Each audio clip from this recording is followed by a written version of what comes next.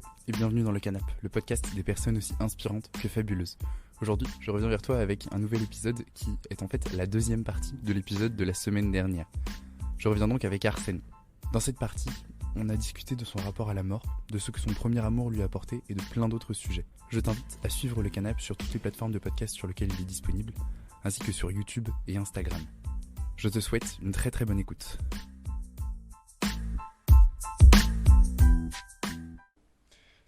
C'est quoi ton rapport au corps? Ton rapport à ton corps?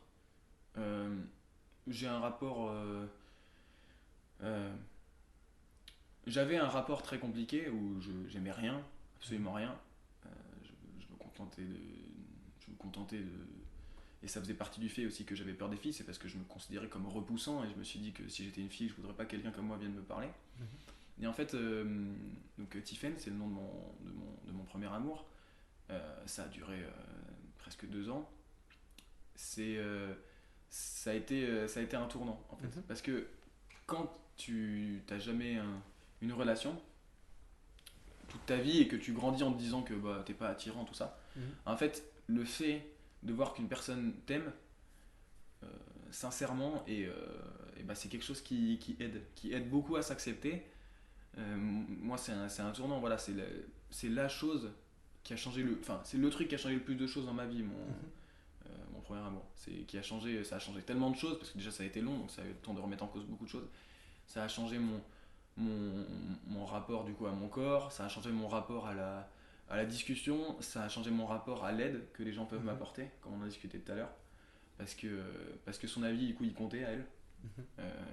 Et du coup ça a changé beaucoup de choses et mon corps, j'ai réussi à m'accepter. Voilà, il y a plein de trucs tout bêtes. J'ai eu un appareil pendant très longtemps, j'en ai toujours un parce que il me manque des dents, donc j'aurai un appareil à vie jusqu'à ce qu'on me mette des implants, quoi.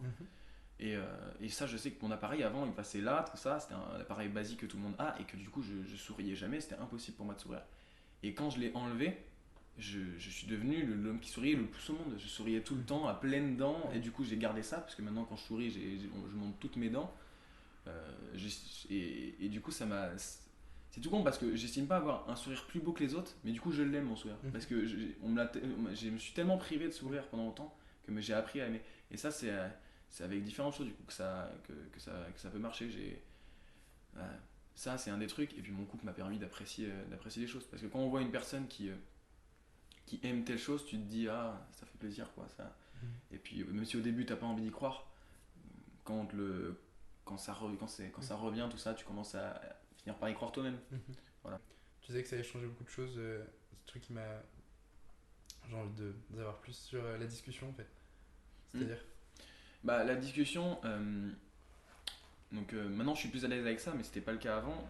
Il faut savoir que le principal problème le principal point noir, on va dire, il y en a deux, il y a deux points noirs, et le premier, ça a été la mort de mon grand-père en 2014, donc il est mort le 14 juillet 2014, la fête nationale.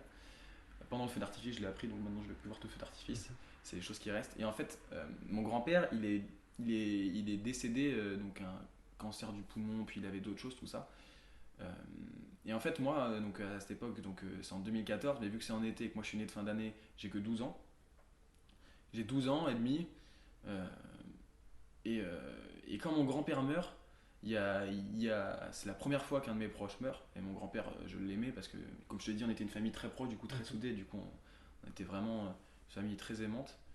Et ça fait mal parce que du coup, moi, à 12 ans, je me rendais pas compte de ce que c'était. Il était malade, c'est pas arrivé d'un seul coup. Ça a été long, ça a été dur, il a souffert.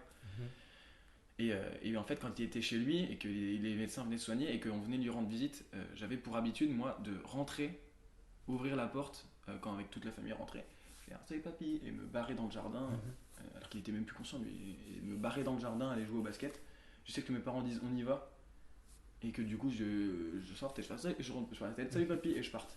Et en fait, quand il est décédé, instantanément, je me suis dit c'est pas possible, c'est-à-dire que comment ça il est décédé, c'est-à-dire que j'ai pu le voir, tout ça. Et en fait, chez moi ça a provoqué une culpabilité énorme de me dire que et c'est toujours le cas aujourd'hui, de me dire que pendant tout ce temps, il est resté longtemps chez lui, ça a été long, plusieurs mois, que j'ai pas profité de mon grand-père.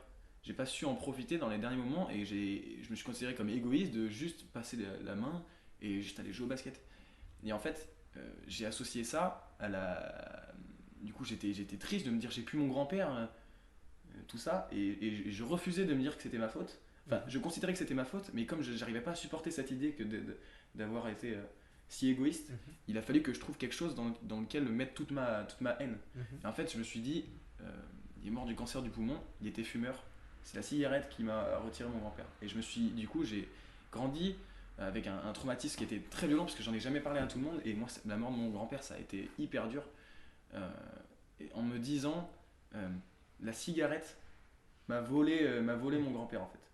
Elle me l'a enlevé, elle m'a volé tout ce que j'aurais pu vivre avec lui, tout ça. Et en fait, du coup, voilà, c'était l'association de ma culpabilité et que ce soit la cigarette qui l'a tué. J'ai fait une fusion des deux et j'ai mis toute ma haine là-dedans.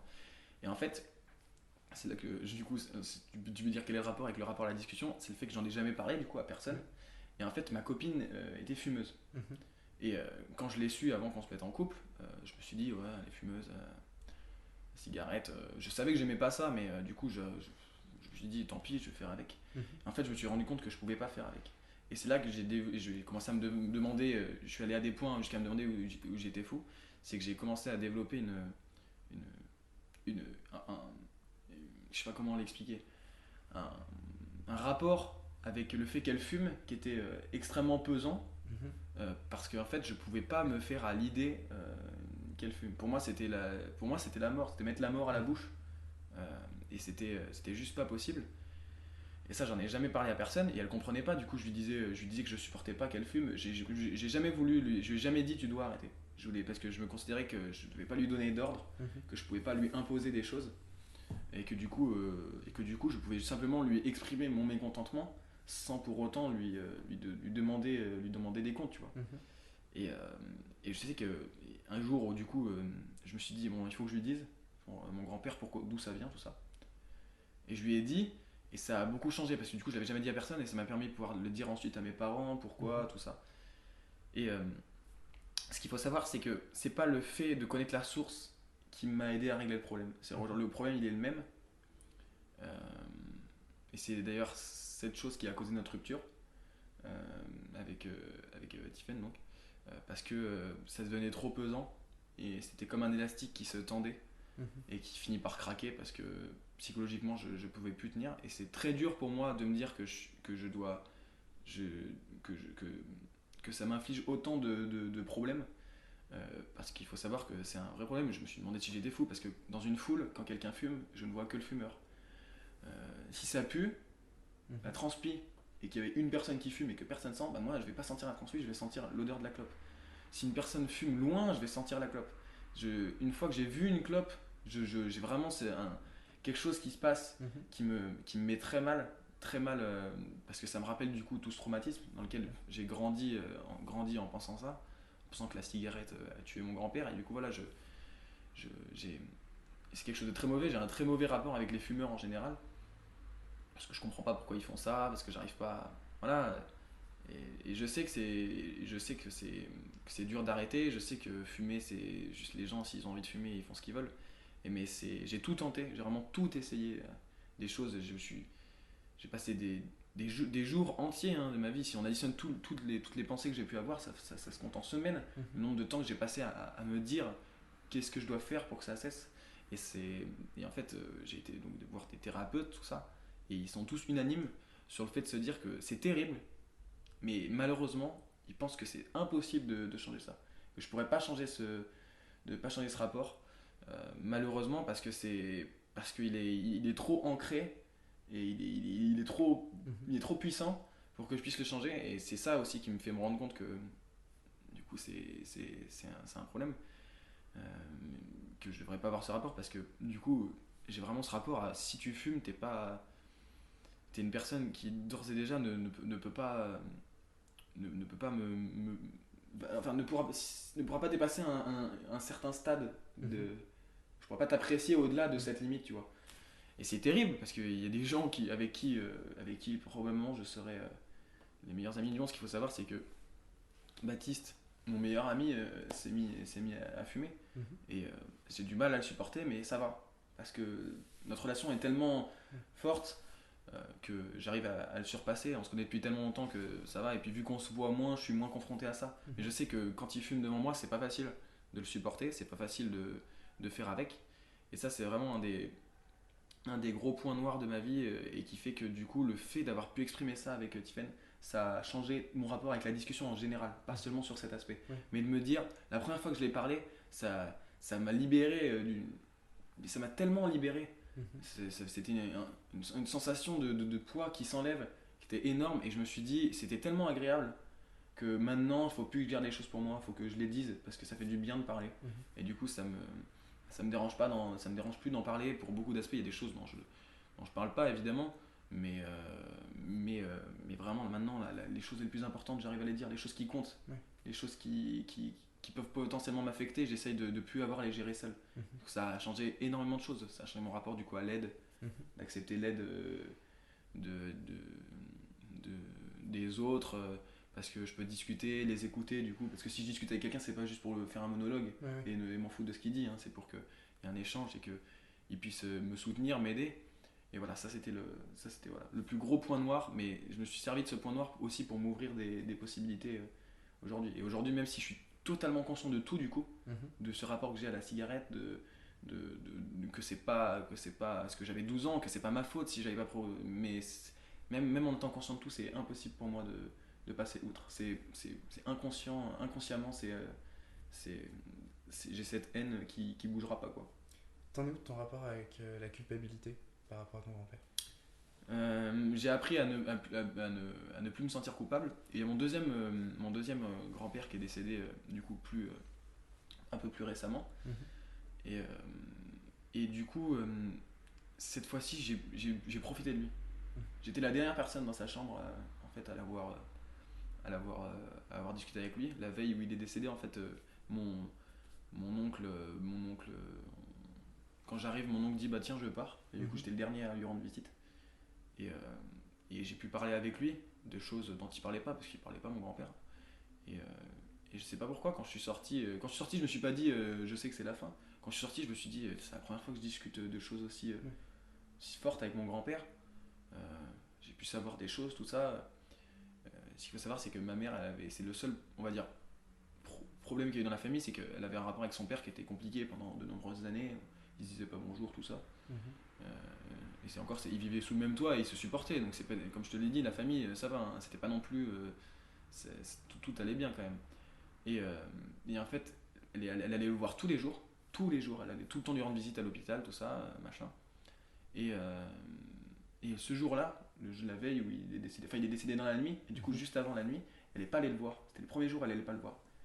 Et en fait, je sais pas si ça a joué dans le fait que c'est cette nuit où il s'est éteint, mais moi il m'a dit, il me l'a dit, il m'a dit écoute, elle n'est pas là, j'arriverai pas à lui dire, mais ta mère je l'aime, tout ça, je sais que ça a été dur, tout ça. Et pour moi c'était pas facile d'entendre ça, et d'un autre côté je me suis dit là je profite de mon grand-père. Là j'en profite. Pour le coup, on pensait pas qu'il allait mourir parce qu'il est décédé dans la nuit d'une crise cardiaque, hein, donc c'était pas prévisible. Non, c'était pas prévisible. Je me suis quand il est décédé, j'étais aussi triste que pour mon autre grand-père, mais cette fois-ci, j'avais pas ce poids sur les épaules et du coup la culpabilité en fait ça m'a aidé à me dire certes pour mon premier grand-père je me sens coupable, mais mon deuxième grand-père a réussi à baisser ça en me disant tu vois, tu as réussi à évoluer et tu as appris de cette erreur de ne pas avoir profité de ton grand-père. Et du coup, ça a permis d'enlever peut-être pas enlever la culpabilité, mais me dire que c'est pas arrivé pour rien, quoi. Que j'ai pas juste ignoré mon grand-père. Et juste ça, juste de pas me dire j'ai ignoré mon grand-père.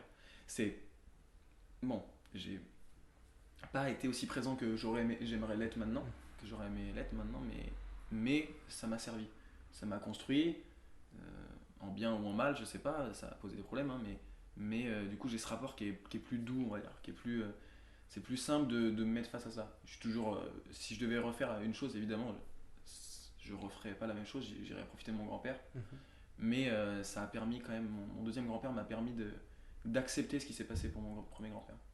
Ok. Est-ce que tu penses être dur ou alors bienveillant avec toi-même? Non, je suis très dur avec moi-même.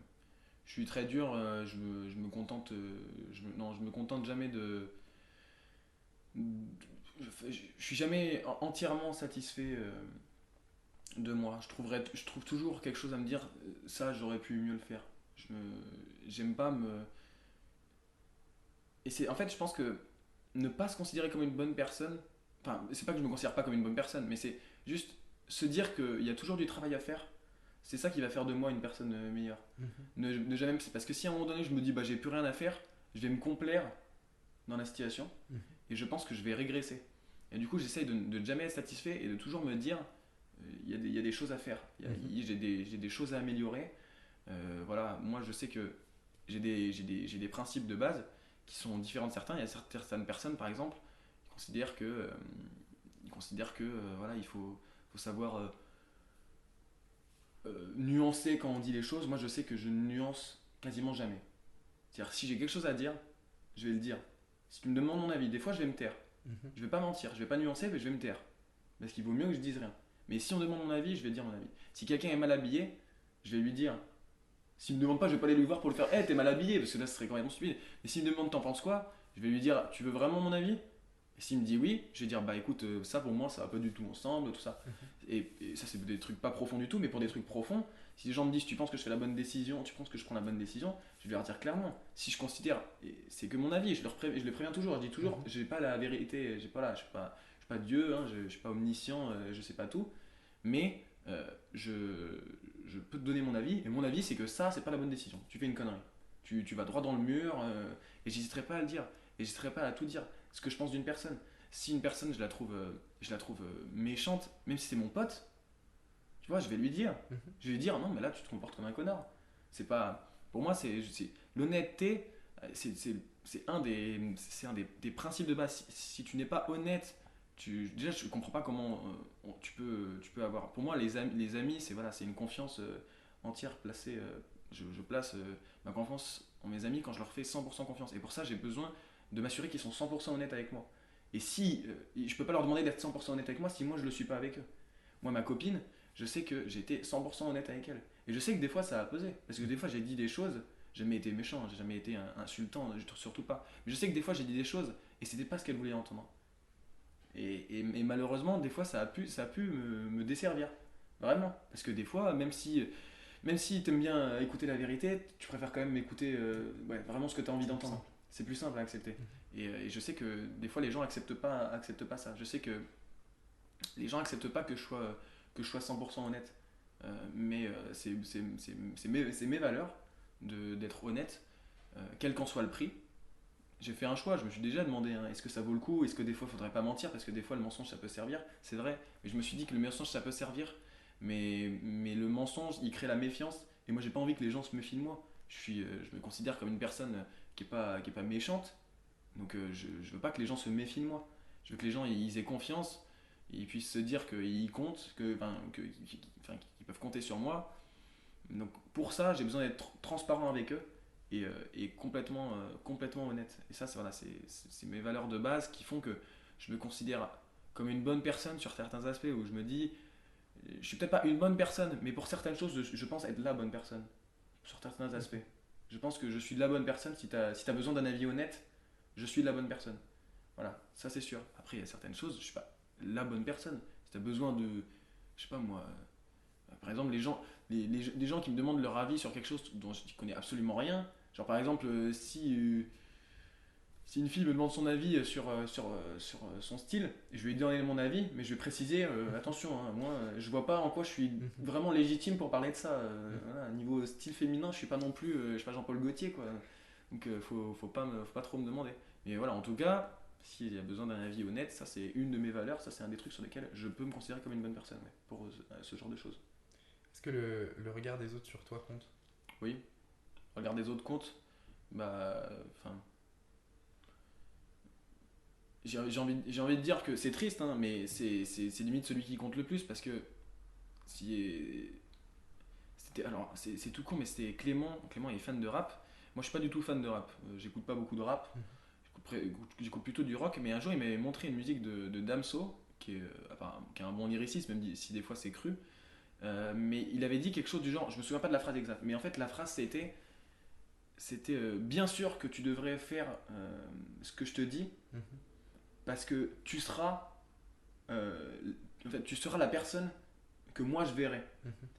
Et donc en fait cette phrase elle veut tout dire, elle veut dire en fait dans ce monde, t'as beau essayer de ne pas prendre le regard des autres, tu existeras dans le regard des autres. C'est que comme ça que tu existes. En vrai, c'est triste parce que ça rajoute un aspect super superficiel au monde, mais malheureusement on peut rien y faire.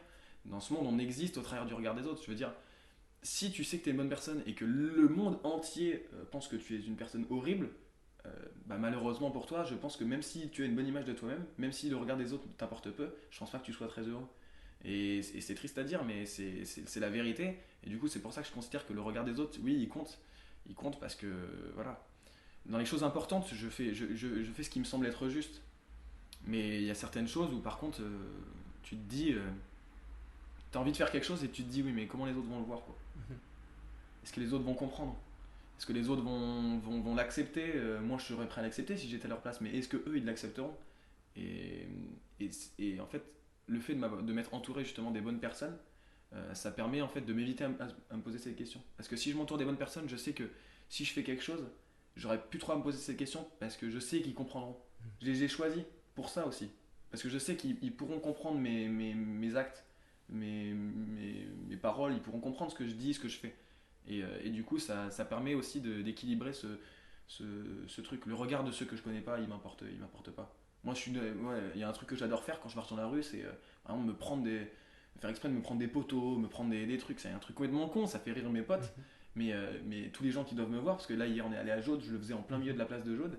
Tous les gens qui doivent le voir, ils doivent se dire, mais lui, il est con, il est teubé. Et moi, c'est des inconnus. Je m'en fous, je les recroiserai pas. Et Mhm. c'est pas ça qui compte. Ce qui compte, moi, c'est pas leur regard à eux. Là, par contre, pour le coup, je m'en fous de ce que eux peuvent penser de moi. Les inconnus, c'est pas. Par contre, ceux qui me connaissent, oui, ça m'importe ce qu'ils pensent de moi. Vraiment, ça m'importe. Enfin, ça m'importe, pardon. Tu m'as dit que pendant longtemps ton rapport aux filles était compliqué. Mm. Et je voulais savoir comment tu vivais toi le fait d'être un garçon. Euh... En fait, pendant longtemps, j'ai vécu le fait d'être comme un garçon, comme une malchance. Je me disais que j'aurais préféré être une fille, pour la simple raison que donc, le rapport aux filles était compliqué. Mhm. Alors, ce qu'il faut se dire, c'est que je suis sorti donc, qu'avec enfin, j'ai eu une relation sérieuse, une seule vraie relation sérieuse dans ma vie, c'était donc avec mon premier amour. Euh, et c'était ma première relation sérieuse parce que c'était la première personne qui m'a intéressé. Mhm. Vraiment, je suis tellement dur, tellement sélectif, que c'est la première personne où je me suis dit, elle m'intéresse. J'ai jamais eu j'ai pas eu un coup de cœur pour elle, j'ai pas eu un coup de foot pour elle. C'est même pas le cas parce que pendant 6 mois j'ai été dans sa classe, on était en seconde, on était ensemble en cours. Pendant 6 mois j'étais dans sa classe et elle m'importait pas quoi. Elle était dans ma classe, voilà. C'est juste, je l'ai toujours trouvée jolie, mais trouver une personne jolie va pas faire que je m'intéresse à elle. Mhm. Et du coup, c'est vraiment, pour le coup, c'est un peu cliché de dire ouais, ce qui compte c'est la beauté intérieure. Mais pour moi, c'est primordial. C'est-à-dire que je la trouvais jolie et je me suis jamais intéressé à elle. Je me suis jamais dit pendant ces 6 mois, j'aimerais tellement sortir avec elle. J'aimerais tellement être en couple. Ça m'est jamais passé par la tête. C'est juste qu'un jour on a discuté, puis une discussion entraîne une autre, puis tout ça. Et puis j'apprends à la connaître et je me dis ouah quoi. C'est la première fois de ma vie que je sens quelque chose. Je sens qu'il y a quelque chose qui m'intéresse. Il y a quelque chose que j'aime en fait. C'est la première fois que je ressens un peu de l'amour. Et voilà, j'ai commencé à l'aimer quand j'ai commencé à vraiment la connaître. Et ce rapport aux filles, du coup, il a été. En fait, où je me suis dit, j'aimerais pas qu'il y ait d'ambiguïté en fait. Si j'ai eu envie de parler à une fille, je sais qu'elle m'intéresse pas parce que du coup, c'était la première fille qui m'intéresse. Donc, ça veut dire que toutes les autres ne m'ont, en tout cas, jamais intéressé parce que je les connaissais probablement pas assez. Peut-être que d'autres filles m'auraient intéressé, hein, c'est pas ça le truc. Mais en tout cas, je sais que du coup, je me disais, ouais, mais si elle l'interprète comme si j'ai envie de sortir avec elle, alors que c'est pas du tout vrai, j'ai pas du tout envie de ça. Mhm. Aujourd'hui, on est vraiment dans une société où si un mec parle à une fille, on va dire, ouais, regardez-le, là, ce forceur. Je trouve ça triste parce que moi, du coup, forcément, s'il y a une seule fille qui m'intéresse, toutes les autres auxquelles j'ai parlé, c'est sans jamais d'arrière-pensée. Hein. Donc, je trouve ça un peu. Je trouve que mon rapport aux filles, il était donc dans ce premier temps, je me sentais malheureux d'être un garçon parce que je me disais, je vais super, c'est de l'ambiguïté, j'arrive pas à leur parler aux filles et si tu vas leur parler, on te considère comme un forceur, tout ça, donc j'étais pas content. Et puis plus le temps passe, plus je suis heureux d'être un garçon quand même parce que les filles, c'est pas marrant du tout d'être une fille pour toutes les raisons qu'on connaît, je vais pas les énumérer, mais il y en a énormément. Et puis plus ça va, du coup, j'apprends à me dire, je vais peut-être pas trop me plaindre finalement. Et je suis bien content de ce que je suis. Et si on dit que les hommes doivent faire le premier pas le plus souvent, déjà c'est pas vrai. Les filles font aussi le premier pas des fois. Et moi je suis pour le fait que les filles fassent le premier pas, hein. Je pense que même si les hommes sont. Le malheur des hommes, c'est de toujours devoir faire le premier pas. Je pense que ça va. On a vu pire comme contrainte dans la vie quand même. Tu penses que c'est le seul malheur? Des hommes? Ouais. Ouais. J'aime pas ceux moi j'aime pas l'excuse du. J'aime pas l'excuse du. Oui. Les hommes sont toujours accusés d'être des êtres des méchants envers les femmes, tu vois. J'aime pas cette excuse de dire ouais, vous dites que les filles c'est plus dur, mais vous passez votre temps à nous accuser. Je trouve ça faux dans un premier temps. Et dans un deuxième temps, franchement, je préfère être accusé d'être un monstre que d'avoir à subir enfin des meurtres à longueur d'année. Je pense que c'est deux poids deux mesures. C'est pas comparable. Je me considère pas comme féministe au point où voilà, je me considère pas comme féministe parce que je me suis jamais engagé dans la lutte féministe tout simplement. Mais par contre, j'ai toujours pour principe de mon avis il est simple. Il faut pas aller chercher des explications. Mon avis il est simple. C'est que dans ce monde, il y a rien. C'était Thomas Pesquet, c'est le truc qui résumait le plus. Il a dit que quand il était dans l'espace, tout ce qu'il voyait, c'était un radeau. On est tous sur le même radeau. Et il a dit qu'on est en haut, on voit pas la couleur de peau, on voit pas le sexe, on voit pas les orientations des gens, leurs croyances. On voit rien de tout ça. Tout ce qu'on voit, c'est qu'on est tous au même endroit. On est, on meurt et c'est tout. Il y a rien d'autre qui compte. Et je peux pas être plus d'accord avec ça et ne faire d'autres commentaires que de me dire que on est juste des humains. On a rien de. Alors, du coup, forcément, si on est juste des humains, ça me fait chier qu'il y ait des différences de salaire entre les femmes et les hommes. Et moi, ça, c'est quelque chose que je ne tolère pas. Mais cependant, c'est pas pour ça que je vais me dire, je vais m'engager dans une lutte féministe. Je m'engage dans une lutte qui est la mienne et qui peut pas se résumer juste au féminisme, qui se résume juste au fait que j'aimerais qu'on soit tous égaux à la perfection. C'est quelque chose qui n'arrivera jamais, malheureusement. C'est un idéal qu'on peut pas atteindre. Mais je vois pas pourquoi j'irais me mettre dans une case parce que je me considère pas dans une case, même si je sais que je suis pas le seul à penser de cette manière. Mais dans ce cas-là, tous les gens qui pensent exactement de la même manière, voilà, je nous donne pas de nom. J'aimerais juste dire qu'on est, qu'on pense de la bonne manière. Pour moi, les gens qui pensent d'une autre manière, c'est pas qu'ils pensent de la mauvaise manière, mais moi, ma manière de penser, celle que j'ai choisie, c'est celle-là. Euh, donc les problèmes des uns et des autres, j'aimerais que plus personne n'ait de problème. Je sais que c'est pas possible, mais je peux pas dire oui, c'est plus facile. Oui, les hommes, tout ça, ils se plaignent que machin, tout ça. Le seul problème, c'est vrai que le seul problème des hommes, c'est pas qu'ils doivent faire le premier pas. Ils n'ont pas que ça comme problème. Euh, Enfin, je veux dire, tu pourras en trouver des milliers de problèmes aux hommes qui sont pas forcément liés directement aux femmes. Mais par exemple, un homme qui est bisexuel ou homosexuel, tout ça, il va affronter des problèmes différents qui n'ont pas de rapport avec les femmes. Ils vont affronter les hommes je sais pas moi, qui ont des fantasmes hyper bizarres pour certains, parce que la société a décrété que ça, ce serait bizarre, et ben ils vont avoir des problèmes parce qu'on va les juger. Les hommes qui vont avoir telle apparence, qui vont s'habiller de telle manière, qui vont penser de telle manière, on trouvera toujours une manière de juger les gens, de toute façon. Donc des problèmes, il y en aura toujours à l'infini, on ne pourra jamais les régler, mais c'est sûr qu'il y en a certains. Bon, il y en a certains qui sont quand même plus importants que d'autres. Moi, il y en a qui disent qu'il ne faut pas faire de hiérarchie, tout ça. Moi, je suis pour la hiérarchisation quand même des problèmes. Je considère que un féminicide, c'est plus important que de dire t'es mal coiffé aujourd'hui, quoi. Tu vois, ou j'aime pas ta coiffure, voilà. Est-ce que, alors, c'est cool parce que, enfin, tout au long de notre discussion, en fait, j'ai vu que ça a pas l'air d'être un problème pour toi, mais t'as jamais ressenti que dans le fait d'être un homme, tu n'avais pas le droit d'être faible, d'avoir une faille ou Non, non, ça par exemple, je l'ai jamais ressenti. Alors, je l'ai jamais ressenti parce que moi, je me suis jamais empêché d'être faible. C'est-à-dire que par exemple, les hommes, voilà, il y a un terme qui existe, on va pouvoir peut-être en parler, qui s'appelle être un canard. Mhm. Ça, par exemple, c'est quelque chose, par exemple, où on pourrait dire, en tant qu'homme, c'est pas bien d'être un canard. Et moi, tu vois, les mecs bien virils, tout ça, là, bien, ce que la société pourrait catégoriser comme des vrais hommes, tu vois. Mhm. Et j'ai pas honte de dire, ma copine, euh, quand j'étais en couple avec elle, de dire je l'aime. J'avais pas honte de le dire, j'avais honte de rien, j'avais pas honte de montrer que je pouvais lui offrir des cadeaux, que j'avais honte de rien. Pour moi, pour moi, être faible, c'est ne pas être capable d'être honnête. Pour moi, c'est ça la faiblesse. Ceux qui aiment quelqu'un et qui sont pas capables de montrer aux autres qu'ils l'aiment, pour moi, c'est ça être faible. En tant qu'homme, moi, je me suis jamais senti, je me suis jamais empêché de pleurer devant des autres. C'est pas j'apprécie pas forcément de pleurer devant les autres parce que voilà, mais je me suis jamais empêché. C'est déjà arrivé que je pleure devant les autres. Je, je me suis jamais. Si, de toute façon, c'est en lien avec le fait que je sois honnête. Si je suis honnête, je suis pas une carcasse. Hein. Enfin, j'ai pas une carapace devant moi qui m'empêche de ressentir quoi que ce soit. Je ressens des choses et forcément, si je suis honnête avec tout le monde, et bah, ces gens ils vont savoir ce que je ressens. Donc forcément, ils vont pouvoir dire des fois, ouais, il a été faible, tout ça. Si quelqu'un a envie de dire que.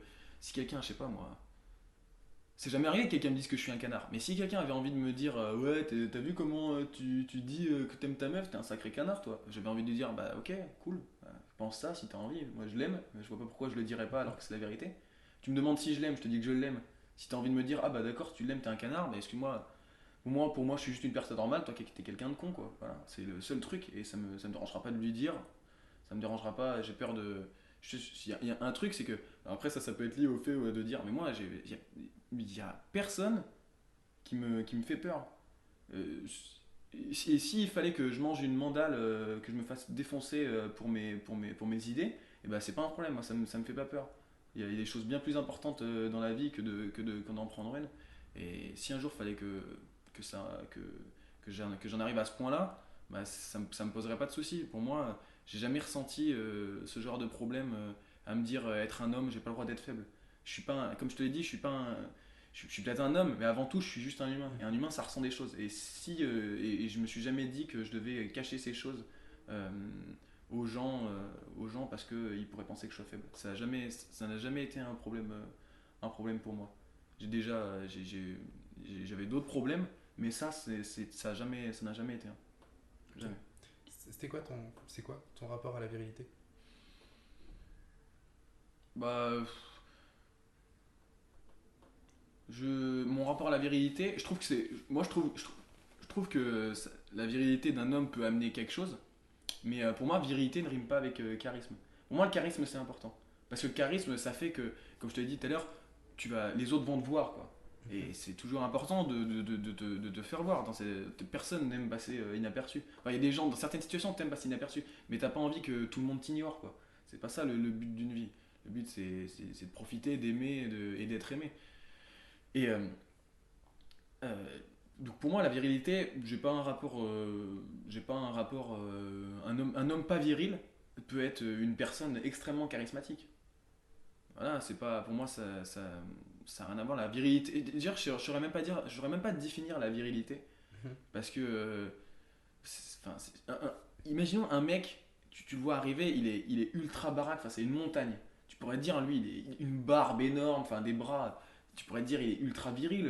Imagine, il sort sa voix, elle est comme ça, tout ça. Et ben, il perd toute sa virilité. Et du coup, ça prouve bien que, je sais pas, tu peux pas, ça n'existe pas la notion de virilité. Et même s'il avait une grosse voix, tu pourrais dire ah oui, bah ça confirme le fait qu'il est viril. Et en fait, ça se trouve il est tout gentil, il est tout le temps tout caché. Et du coup, ça enlève un peu à sa virilité entre guillemets. Pour moi, il n'y a pas de, c'est pas, c'est subjectif à chacun. Des gens vont aimer, des gens vont pas aimer, des gens vont y accorder de l'importance, d'autres non. Et je pense que ça fait tout simplement partie des goûts de chacun. Si Mhm. les gens aiment les personnes viriles comme elles aiment, enfin, de la manière dont elles définissent la virilité. Moi, voilà, j'ai jamais eu de. Mon rapport à la virilité, c'est quelque chose personnellement qui m'intéresse pas. Enfin, c'est pas quelque chose sur lequel je m'attarde. Ok. Vraiment. On a pas mal parlé du fait que t'étais une boule de nerfs. Et est-ce que tu apprends à le canaliser? Est-ce que, enfin, comment tu vis avec en fait maintenant? Bah, en fait, c'est pas que je le canalise, mais c'est juste que c'est pas des situations où je me dis oh là, reste calme, reste calme. Mhm. C'est plus, euh, j'ai toujours réussi à être sérieux quand il fallait être sérieux. Mhm. C'est-à-dire qu'il y a des moments, je suis quelqu'un donc de très, donc, un peu hyperactif, un peu voilà, mais quand faut être sérieux, quand faut se poser, dire les choses sans rigoler parce que c'est pas le moment de rire, Mhm. et ben je suis très capable de le faire. J'ai jamais eu de problème avec ça et par contre, forcément, s'il y a des moments comme ça, il faut que je profite d'autres moments Mhm. pour libérer cette décharge d'énergie. Ouais. Et vraiment, alors plus ça va, plus tu grandis, moins tu deviens complètement barge, hein. Mais moi, vraiment, je suis quand même quelqu'un de sacrément. Je peux être complètement jeté des fois. C'est vraiment des trucs où je suis. Ça va très loin, hein. Avec Baptiste, quand on était plus petit, quand on faisait les trucs qu'on faisait ensemble, ça, vraiment, ouais, ça allait vraiment, vraiment très loin dans le niveau à la limite de la folie, hein. Des trucs complètement. Et c'était juste voilà, pour un peu se libérer, voilà, tout ça, avant que ça redevienne sérieux derrière. Mais voilà, la différence avec Baptiste, c'est que Baptiste, lui, être sérieux, avant il connaissait pas. Maintenant ça va mieux, mais voilà, moi quand je savais rester sérieux, bah, c'était impossible pour lui de revenir ça. Quand on faisait des conneries en cours et que la prof se retournait, moi j'arrivais tac à repasser, hop il s'est rien passé, mais lui non, c'était fini, c'était fou rire, c'était parti. Et voilà, et ça fait partie des choses où on est complémentaires et du coup voilà, on arrivait à se décharger comme ça, cette décharge d'énergie, mais on sentait pas, je sentais pas le besoin de la canaliser dans les moments sérieux, c'est juste que je suis une boule de nerfs, mais je suis une boule de nerfs parce que j'ai envie d'en être une en fait. Ouais. Je suis une boule de nerfs parce que ça me fait du bien des fois d'être ce mec fou qui peut se défouler. C'est ça, moi, ça me fait rire, ça me fait du bien surtout des fois. Ça aide. Ouais, ça permet de s'enlever du poids, je trouve, des épaules. Et du coup, voilà, je la canalise pas, mais je l'utilise plutôt. Je l'utilise à bon escient. Ok. Et quand tu disais tout à l'heure que tu étais allé voir des thérapeutes, tu leur en avais parlé? Non. Non, bah, euh, oui, j'ai été voir des thérapeutes pour d'autres raisons. Mhm. Enfin, un thérapeute pour une autre raison, euh, qui était du coup en lien forcément avec du coup la cigarette. C'était mon rapport à la mort en fait, Mhm. tout court. Mais non, pour la boule de nerfs, je l'ai jamais. Non, j'ai jamais été voir quelqu'un pour y canaliser. Parce que, ouais, comme je te l'ai dit, j'arrivais, ça m'a jamais posé de problème. C'est pas cette boule de nerfs qui m'a posé des problèmes. J'ai jamais été inquiété par ça. C'était le fait d'être bavard, c'était ça qui m'a posé des problèmes. Mais pour moi, c'était pas pareil. Ça avait un lien, un petit lien, mais être bavard et être une boule de nerfs, ça avait pas la même, les mêmes, les mêmes raisons. Et puis il y a des trucs qui calment dans la vie, qui ont pas de rapport, Mhm. qui ont vraiment aucun lien, mais tu sais que ça va changer quelque chose en toi ou il y a quelque chose tu vois, qui s'effondre Mhm. et tu te dis à un moment donné stop, la vraie vie c'est plus sérieux que le bordel quoi. Moi le deuxième point noir de ma vie, ça a été le deuxième gros point noir de ma vie, ça a été mon frère en fait qui, euh, qui lui a été harcelé. Mais il a c'est en fait je sais tu peux pas quantifier le truc, tu peux pas hiérarchiser l'importance de telle personne, mais ça a été moi j'ai jamais vu quelque chose d'aussi enfin j'ai jamais été parce que j'en ai pas été, c'est compliqué. J'ai essayé de te faire ça vite fait. En fait, au basket, il y a ce qu'on appelle le pôle espoir. T'es pris en fait quand tu rentres en quatrième. Quatrième, quatrième, troisième, ça s'appelle le pôle espoir. C'est les meilleurs de ta région qui sont réunis et c'est les plus gros potentiels en fait. Mhm. Et mon frère, moi, il lui demande, chaque année, il y a toujours un gars comme ça, demande de venir un an avant. Mhm. Un an en avance, parce qu'il Ouais. avait un vrai potentiel, enfin, il était très fort, et il y avait un vrai potentiel incroyable. Et du coup, ils ont dit, on va le faire venir en avance. Problème, vu qu'il était plus jeune, donc ça allait jusqu'à 15 ans, et lui il avait 11 ans quand il est pris, donc Ouais. ça fait des écarts énormes. Mhm. 11 ans ou 12 ans, enfin dans ces eaux-là, il y avait vraiment un écart de 3-4 ans entre les plus vieux et lui. Ouais. Et ce qu'il faut savoir, c'est que nous on commence notre puberté hyper tard. On est vraiment, en 12 ans, on était encore des gosses de 8 ans, quoi. Vraiment, on avait des physiques de gosses de 8 ans. Sauf qu'en face, bah, ça se vu que des fois ils prennent des potentiels, on prend des mecs déjà formés. Donc déjà avec la barbe, déjà des hommes quoi. Et en fait mon frère, donc, quand il était pris 1 an en avance, donc moi j'étais encore beaucoup plus petit. Mhm. J'étais en 6ème quoi. Et moi je savais que j'allais être pris, mais moi en 4ème, ça allait arriver en 4ème, donc dans 2 ans. Et là il s'est passé des choses que je n'ai jamais su.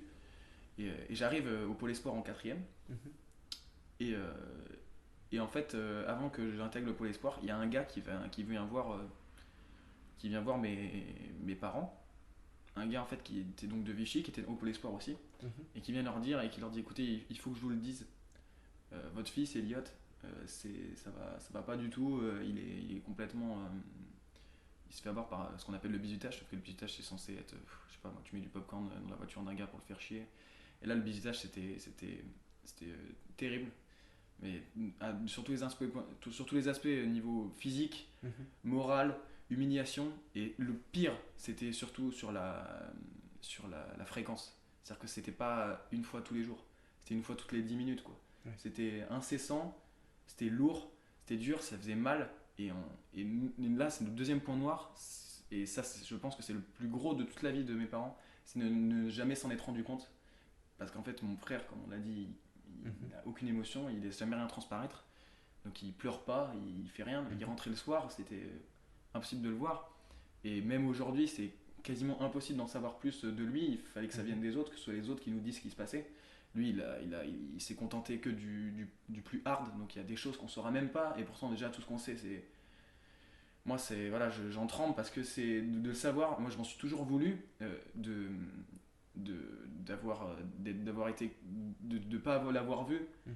parce que du coup à ce moment là j'ai compris que c'était peut-être mon grand frère, mais euh, dans cette situation il pouvait pas assurer son rôle de grand frère, il avait des choses tellement plus importantes à se préoccuper, et aujourd'hui il en parle, il en parle, il n'a pas honte de ce qui s'est passé, il en a pas honte, il en parle librement, ça le dérange pas vraiment d'en parler.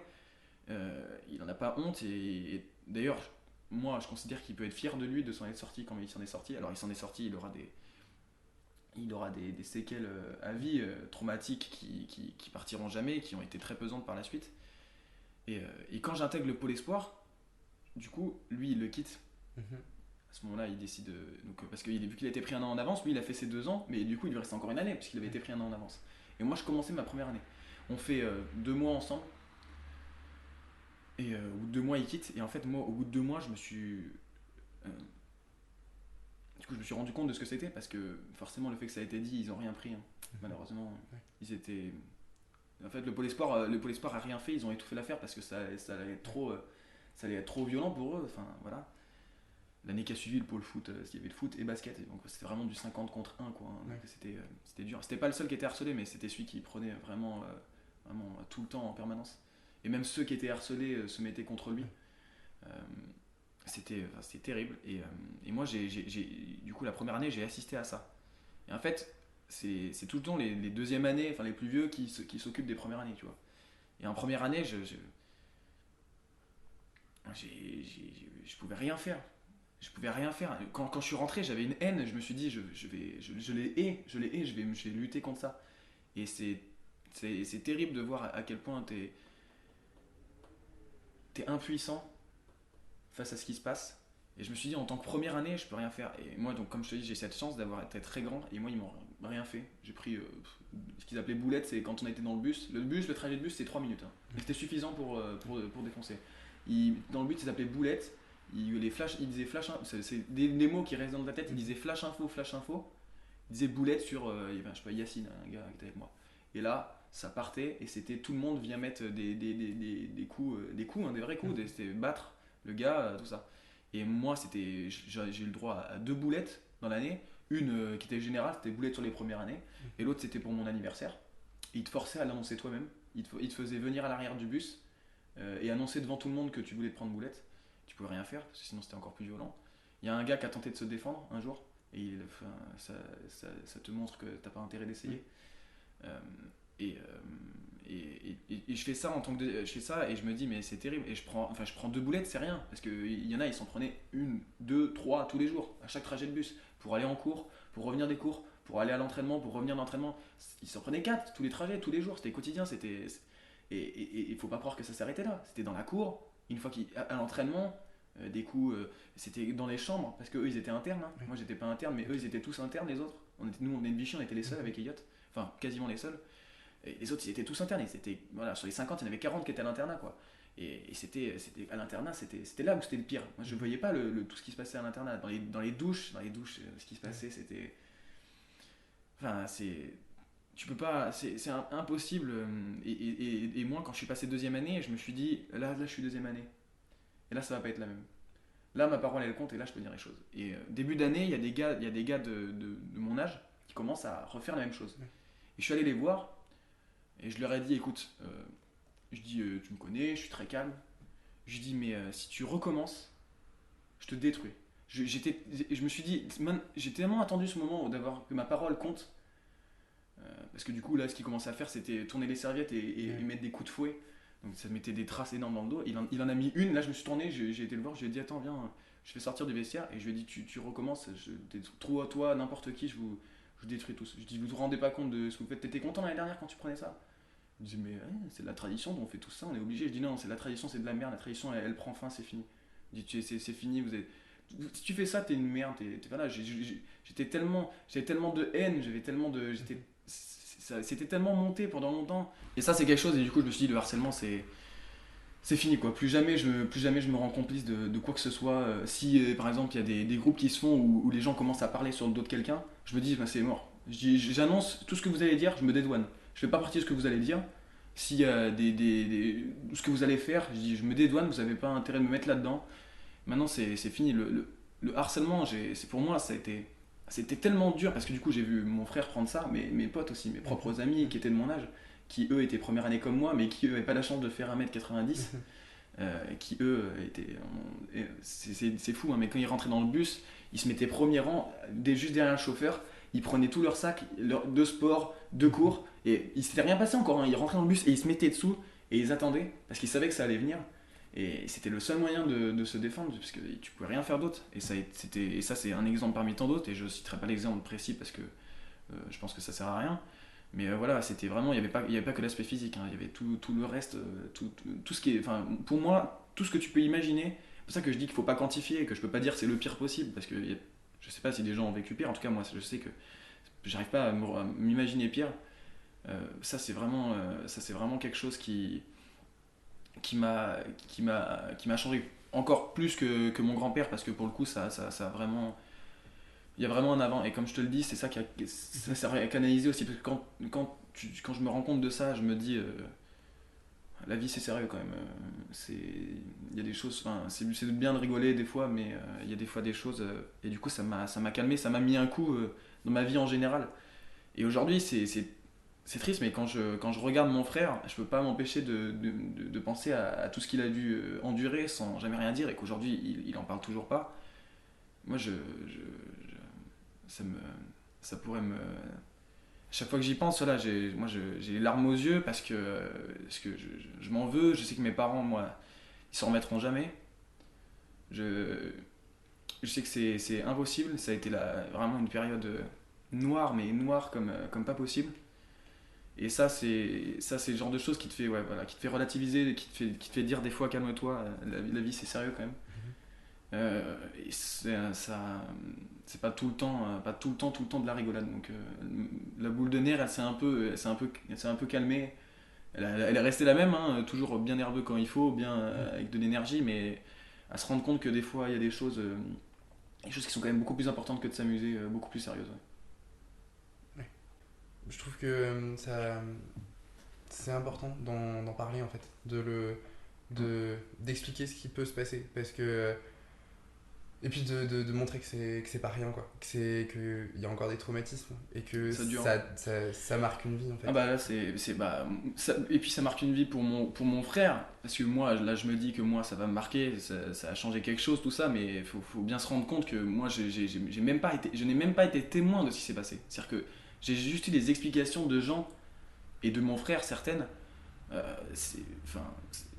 Déjà, ça me met dans cet état-là. Je sais pas comment il a fait pour qu'on se rende compte de rien, pour tenir le coup, pour faire 2 ans et 2 mois. Je n'ai aucune idée de... Enfin, je sais, c'est parce qu'il aimait tellement le basket, Aujourd'hui, du coup, mon frère, il a arrêté, après ça, il a arrêté, quoi. Il recevait une bourse tous les ans de 1 000 euros par an, alors quand t'as 12 ans, tu reçois 1 000 euros par an pour meilleur potentiel d'Auvergne, quoi. Ouais. Et il a tout arrêté, et on lui a dit, mais la bourse, ça s'arrête aussi. Il a dit, je sais, mais c'était tellement anecdotique, ça.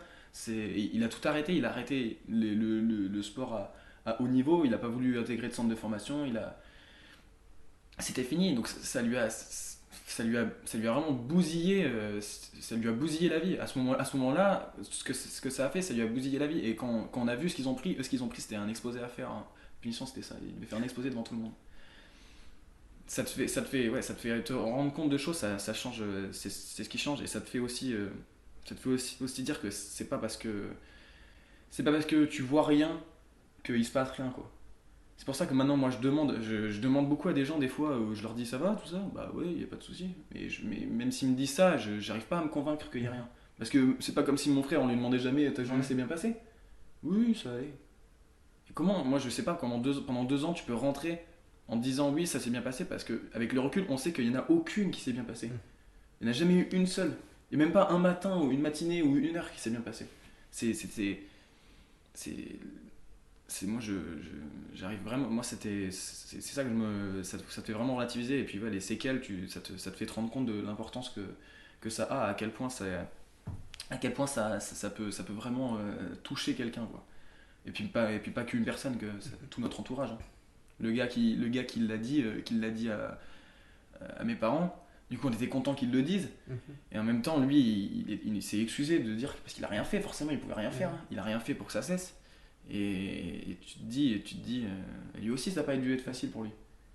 Et s'il était pas venu le dire à mes parents, est-ce qu'on l'aurait su? On sait pas, on saura, je sais pas. Et aucune autorité n'a réagi autrement qu'un exposé, du coup. Non, il n'y a rien eu, du tout. Il n'y a pas eu de remontrance. C'est pas si, enfin, peut-être des remontrances, je sais pas, mais ils ont rien eu, ils ont eu aucune sanction, pas d'interdit d'entraînement, rien. Ils ont dû faire un exposé devant tout le monde. D'ailleurs, on saura jamais, je sais même pas s'ils l'ont fait, pour de vrai. Non, il n'y a rien eu. Il y avait un gars aussi qui s'était plaint. Il y avait un gars, en première année, quand mon frère était parti, donc c'était mes années, qui s'était plaint, qui allait se plaindre. Et bah, à ton avis, c'est devenu quoi? C'est devenu la balance. Il s'est fait défoncer et il s'est fait défoncer au sens propre du terme, quoi. C'est pas, ils lui ont pas dit, ouais, t'as pas intérêt à le refaire, quoi. C'est une fois, tu tentes une seule chose. Le gars qui avait tenté de se défendre, c'est qu'il avait tenté de mettre un coup de pied à un gars qui venait vers lui. Il se faisait tenir, il avait tenté de mettre un coup de pied. Et ben derrière, il s'est fait sécher. Il s'est fait sécher.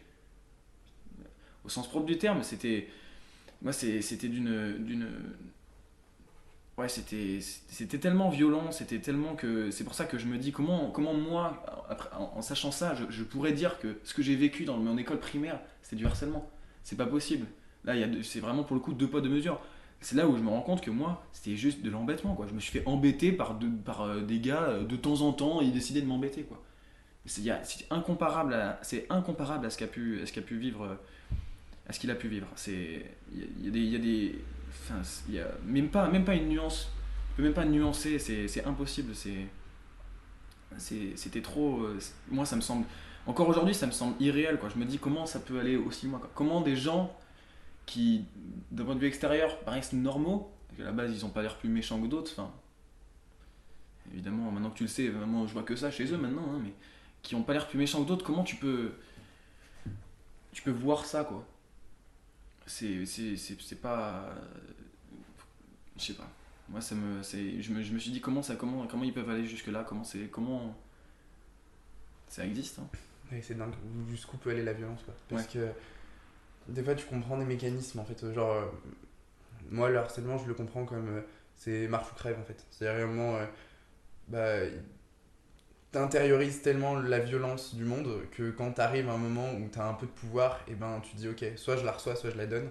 Mais c'est vrai que t'as des exemples d'harcèlement qui vont si loin et tu te dis mais c'est dingue parce que en fait ça mène au mieux, je dirais, à un gros mal-être, à des gros problèmes par la suite, mais au pire au suicide, en fait. Et tu te dis en fait c'est dingue que tu puisses vivre à côté de quelqu'un et te dire ouais bah en fait il lui arrive tout ça et ça peut mener jusque là et personne ne fait rien. C'est-à-dire, parce que moi pour le coup un truc comme ça je comprends pas qu'une autorité compétente ait pas dit ok alors là par contre c'est même plus à nous de gérer, c'est aux flics en fait. Enfin Bah, c'est, et Elliot, comme je te dis, il en parlait pas. Lui, pour lui, c'était.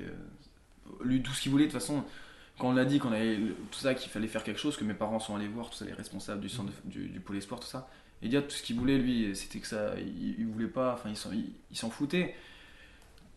Il s'en foutait de ce qui pouvait se passer. Pour lui, enfin, à un moment donné, comment il aurait pu réagir quand tu subis ça derrière, t'as plus envie de rien. Il voulait juste que ça arrête, que ça cesse, quoi. Qu'on n'en parle plus, que ça soit fini, que c'est pour ça qu'il est parti. Et pourquoi il n'est pas parti plus tôt? C'est la seule chose qu'il a retenue, c'est l'amour du basket, quoi. Lui,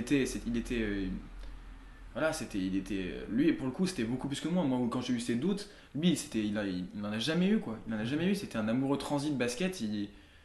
C'était tout pour lui. Et c'est dingue à quel point c'est dur de.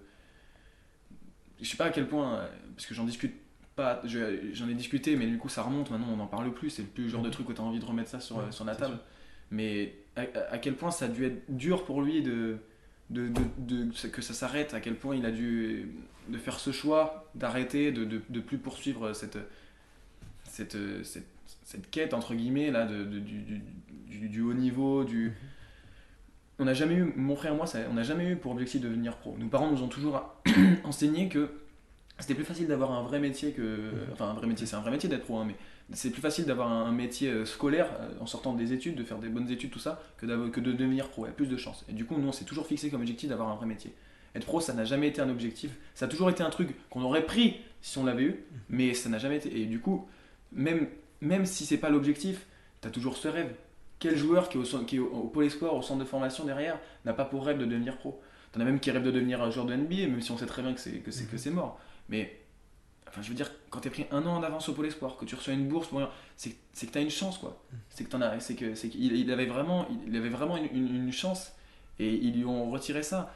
Et il y avait de la jalousie, et ils s'en sont pris à lui aussi, forcément, parce que voilà, ils en étaient jaloux de tout ça, il est tellement, le truc c'est qu'il est tellement pas rancunier, il est tellement c'est d'une gentillesse, mon frère, c'est inouï, hein. Il est tellement gentil, pas rancunier, qu'il pourrait encore aller discuter avec ces personnes, quoi. Leur dire bonjour, leur demander comment ça va, quoi. Et moi, ça, c'est quelque chose que je peux encore leur dire bonjour, mais je leur dis bonjour avec hypocrisie. Je leur souhaite pas une bonne journée, hein. Je leur souhaite pas une bonne journée. Certes, c'est pas bien de souhaiter le malheur des gens, mais je m'en fous de ça, moi. À un moment donné, je suis humain, et moi, tout ce que je souhaiterais, c'est qu'un jour dans leur vie, ils aient à vivre ce qu'ils ont fait subir, ce qu'ils ont pu lui faire subir à lui. Et je sais qu'on va me dire, oui, mais tu sais, c'est pas comme ça qu'on règle le problème. Et moi, ça, c'est quelque chose, ça m'importe pas. À un moment donné, ça va plus loin que ça. C'est juste, je suis avide de vengeance.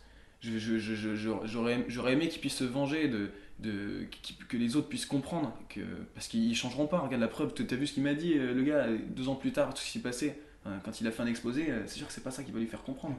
D'ailleurs, il m'a dit, je suis deuxième année, t'es première année. Mais je lui ai dit, à ce moment-là, j'ai 16 ans, c'est bon, j'ai plus 11 ans, hein, c'est fini, il n'y a plus d'histoire de machin. Maintenant, je fais 15 cm de plus que toi, si t'as un problème, viens me le dire en te rapprochant, on le dit pas à 3 mètres, quoi. Et c'est fini. Moi, pour plus jamais, je laisserai des gens se faire marcher dessus. En tout cas, si j'ai la possibilité d'arrêter ça, maintenant, c'est fini. C'est maintenant, plus qu'une valeur, c'est devenu une mission, tu vois. Je dois ça à mon frère, je dois ça parce que du coup je m'en voudrais aussi toute ma vie de rien avoir vu, mais après quand je suis rentré, quand il est rentré au pôle, j'avais 10 ans. J'avais 10 ans, à 10 ans, à un moment donné tu peux pas te rendre compte, mais c'est quelque chose, ça, tu vois, c'est un autre truc qui restera à vie. Je suis pas traumatisé par ça. Je sais que je m'en veux, et vraiment, tu t'en veux, et ça c'est vraiment mes parents aussi, je sais qu'ils s'en veulent. Malheureusement, on peut rien faire pour changer le truc. C'est ça le plus dur, c'est l'impuissance, hein, de toute façon. C'est ça qui est le plus dur. Quand moi j'étais témoin en première année de toute violence, c'est l'impuissance. Et moi, quand je rentrais, j'en parlais à mes parents. Je leur disais ce qui se passait. Et eux, ils avaient déjà fait tout leur possible. Ils étaient déjà allés contacter les gens qu'il faut, tout ça. Et ils l'ont fait dans les limites de ce que Elliot tolérait, parce que c'était toujours dans ce que Elliot voulait. C'était, voilà, c'était est-ce que tu veux qu'on le fasse? Ça, oui. Mais sinon, ils ont fait tout leur possible. Et sinon, pour le reste, on était totalement impuissants. Et ça, c'est loin d'être aussi dur que ce que lui et Elliot a pu vivre. Mais par contre, en tant que témoin, c'est l'impuissance que je pense est le plus dur à vivre. Si demain tu rentres dans une pièce et tu vois Arsène, 3 ans, qui vient juste d'avoir son chat, tu lui donnerais quoi comme conseil? Je lui dirais de continuer à parler, de pas écouter. De toute façon, je l'ai pas fait, donc de pas écouter tous les gens qui me disent que c'est pas bien, parce que ça a permis d'être heureux. Et je lui dirais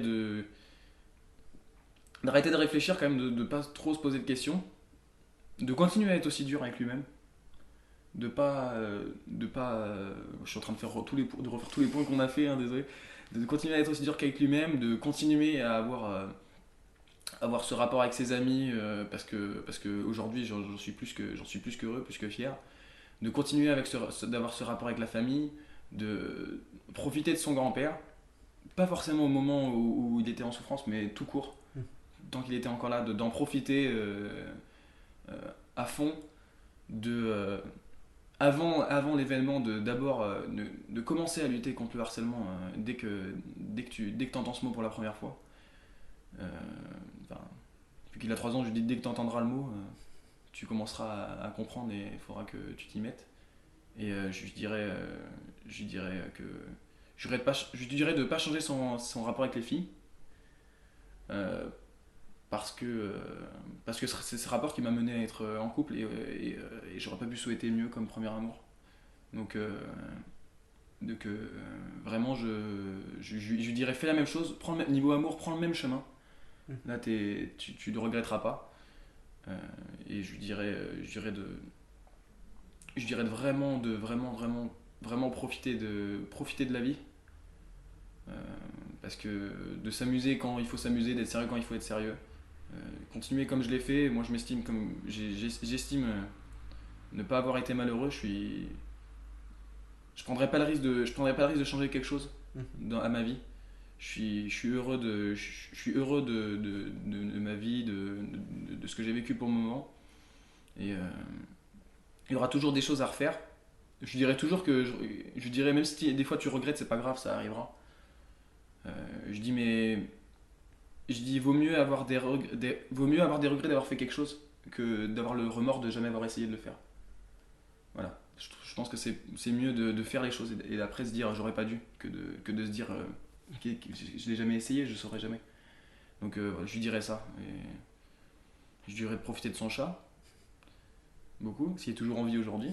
Donc je lui dirais de profiter, qu'il va devenir adorable et qu'il va être très aimant. Que voilà, que c'est probablement le plus beau cadeau qu'il a eu. Voilà. Okay.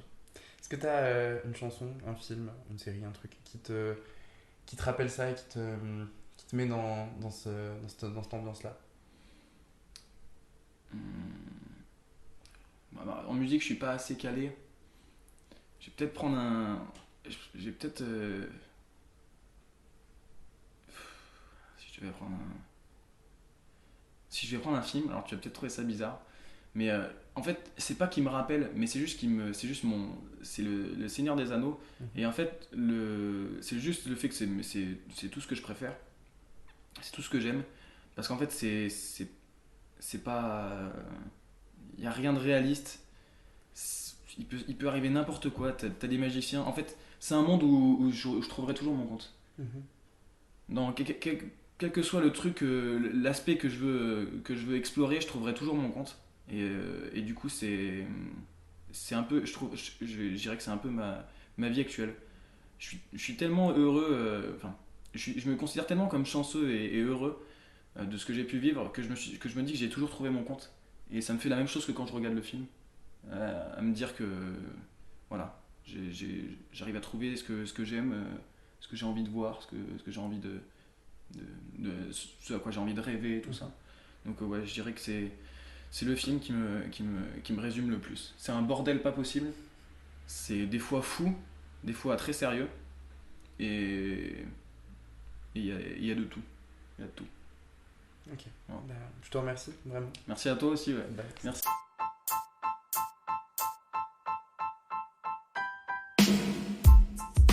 Merci beaucoup d'avoir écouté cet épisode, j'espère qu'il t'a plu. Je te retrouve dans 2 semaines pour un nouvel épisode avec une personne tout aussi fabuleuse. En attendant, je t'invite à suivre le Canap sur toutes les plateformes de podcast sur lesquelles il est disponible, ainsi que sur YouTube et Instagram. Je te retrouve donc dans 2 semaines, prends soin de toi.